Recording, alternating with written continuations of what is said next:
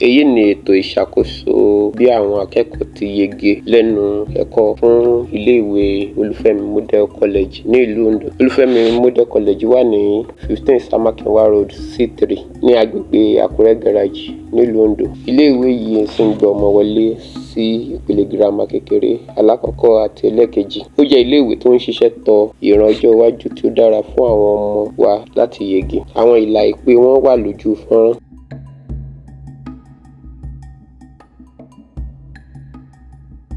Ètò ìṣàkóso yìí la ṣe láti iléeṣẹ́ Conquestec fún ìgbéléwọ̀n bí àwọn akẹ́kọ̀ọ́ ti yege sí pẹ̀lú Microsoft Excel Office 2019.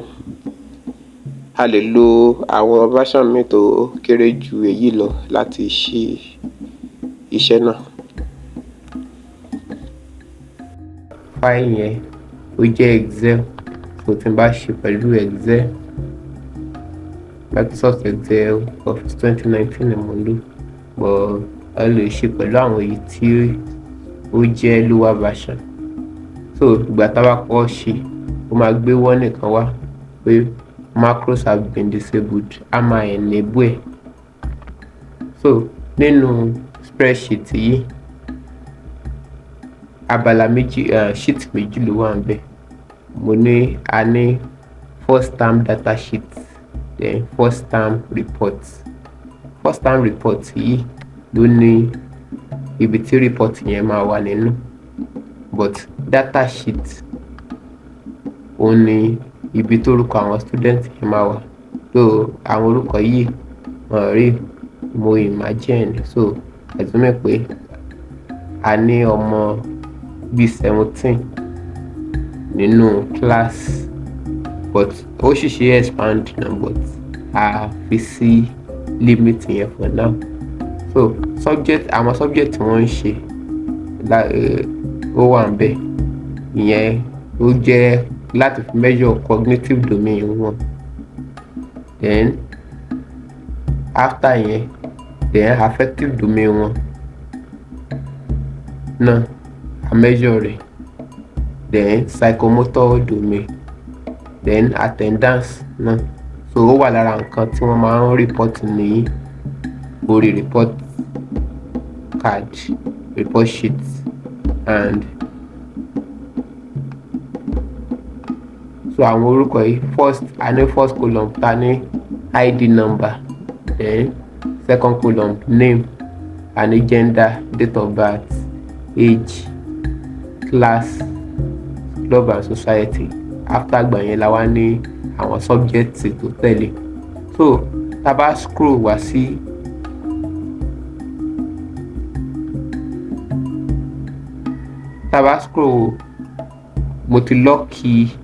mo ti freeze èyí pa, mo ti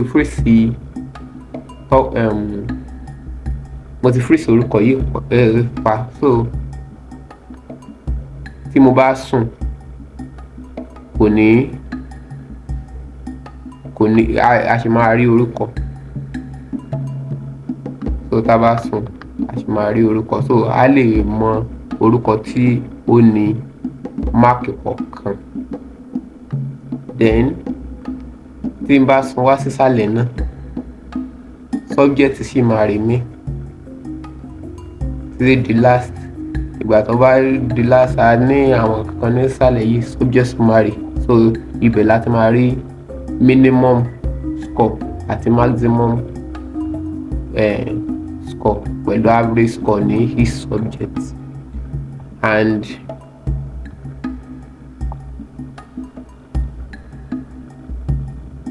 kìí ṣe gbogbo àwọn ojú kíní ló ṣe edit, but àwọn kọ̀ọ̀kan wà tó ṣe edit. Irú àwọn bí mo ti lock pa, so kò wà accessible, but àwọn nǹkan tó ṣe change yìí, irú admission number yìí èèyàn lè change, but though ó jẹ́ admission number yẹn, ID number yẹn ó dàbí reference number tó unique mọ́ each student. So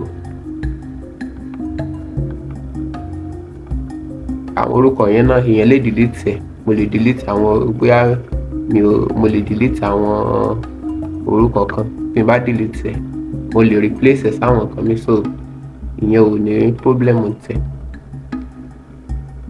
Then another thing tí mo fẹ́ sọ̀rọ̀ nípa is àwọn tó ṣe edit òun làwọn score or total score position. Most àwọn nǹkan tí mo fi sí white yìí tó jẹ́ white mo ṣe edit, but àwọn èyí automatic ni. So for example, though àwọn score yẹn ó ti ní irú class performance CP limit is 10 marks. Tí n bá kọ 12, error ló máa gbé wá, so kò gbọdọ̀ ju 10 mark lọ. So 0, 4. So automatically bí mo ṣe enter àwọn values yẹn, bẹ́ẹ̀ náà ni èyí ò gbọdọ̀ ju 20 mark lọ sí ẹ̀. So tí mo bá lọ tẹ nọ́mbà tó ju 20 lọ, ó máa return error. So tí n bá open 19, notice pé bí mo ṣe ń change mark score yẹn ni àwọn other row ń change total position grade automatically change. So èèyàn kàn fill the scores àwọn student yẹn ni in continuation. So àwọn score a lè change wọn náà. So èyí exam is over 70, so any value over 70 ó máa return error. And most àwọn nǹkan tí ó jẹ́ colored yẹn ó wà feels like kò ṣe edit, but in tó máa determine value wọn òun ni àwọn other values ó yẹ change. So bàbá ṣe ń change ẹ̀, and after ìgbà tá a bá fill all the subjects tán, tá a fill each corresponding scores for subject, ó máa return position fún wa. Then overall score, total gbogbo score tí student yẹn ní all the subjects only. So total then overall position náà òun ni column yìí. So irú nísìnyí the students student candidate ID number 1001 Dayo Fasasi ó ní total score of 485 and position ẹ̀ jẹ́ 6th in the class. So ó ti automatically program ẹ̀ síbẹ̀. And then affective domain, so a rate ẹ̀ ní from A to E. So scale of 5 ni 1 2 3 4 5 A B C D E. So you can only feel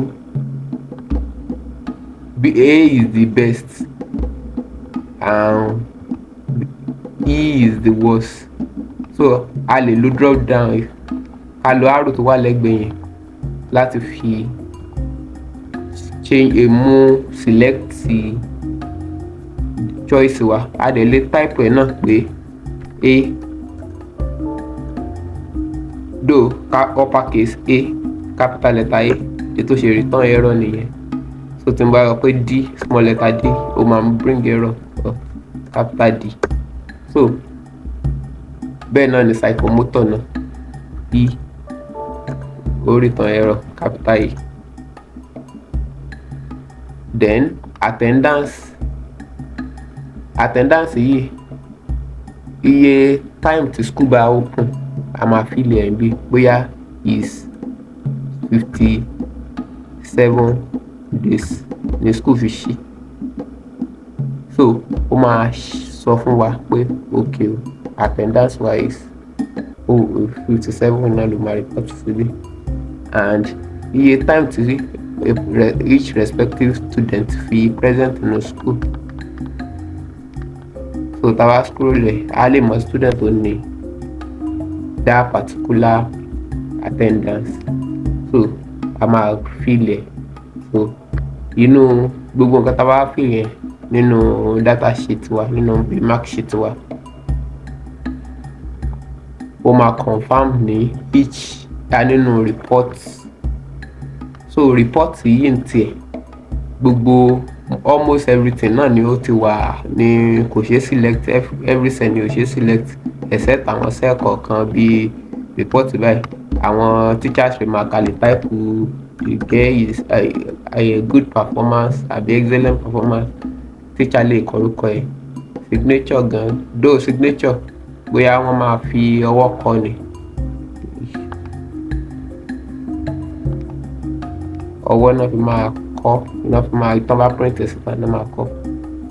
Then though version a ṣe máa ṣe versions mi a máa ṣe this version 1.0, so a ṣe máa ó ṣe máa possibly we will upgrade, iṣẹ́ ò tí tán náà but this is the first stage and it's a short term project.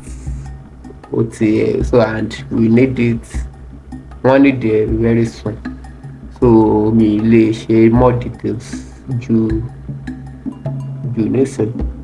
So àwọn nǹkan kan ṣe select but lókè a ní nǹkan tó jẹ́ bí reference. For example now ti report student tó ń display ní Fúnmiláyọ̀ Adébáyọ̀, so ID number yìí nìkan ló ṣe select, so arrow tó wà lẹ́gbẹ̀ẹ́ yìí, so ìgbà tí mo change ẹ̀ sí 001001 ó change sí report ti Dayo Fasasi and ó máa based on gbogbo data tí wọ́n fill ní the first sheet ló máa fi report ti everything àti score ẹ̀ àti kíní. Then another thing is that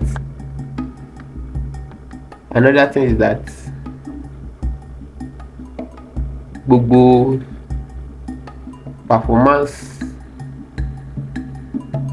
àwọn scores is reported based on scales tí wọ́n fún wa, so ó ti ní colour, so àwọn bíi poor performance is red, so 20/70 ló gbà ní exam ní inú English, so ló ṣe return red, so ó ti ní code tí wọ́n the client tí request fún, so pé wọ́n lè mọ̀ pé okay the student performance is low.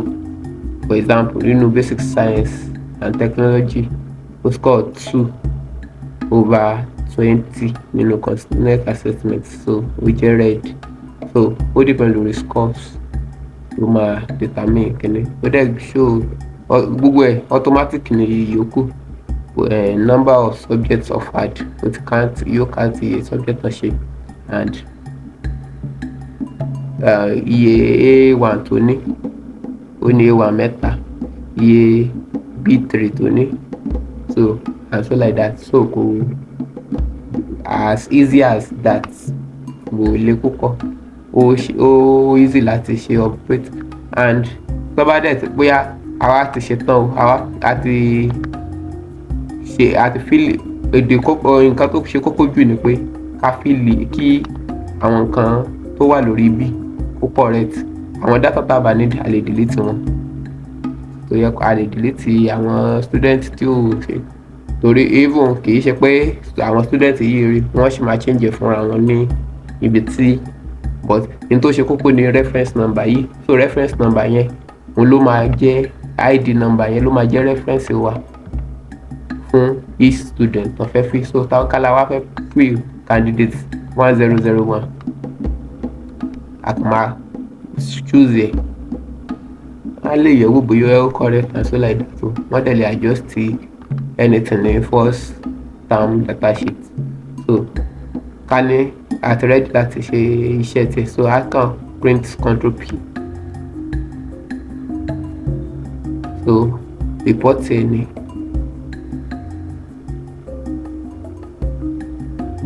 ó depend lórí format tó bá fẹ́ lò. Ẹlòmíì lè decide láti print as PDF, so I print active sheet, then ẹ jẹ́ kó tóbi díẹ̀ sí, so bó ṣe máa jáde ni. so irú bí o ti feel àwọn affected domain gbogbo báyẹn o ti feel ẹ̀, then CGPA náà wọ́n ní ká include ẹ̀, so gbogbo ẹ̀. So that's the project in short. So tí question bá wà ẹ lè darí ẹ̀ sí mi, and tí ẹ bá wà ní ìlú Ondo ró àwọn ọmọ yín àbúrò yín sí Olúwafẹ́mi Model College ní Ondo. Ẹ ṣé púpọ̀.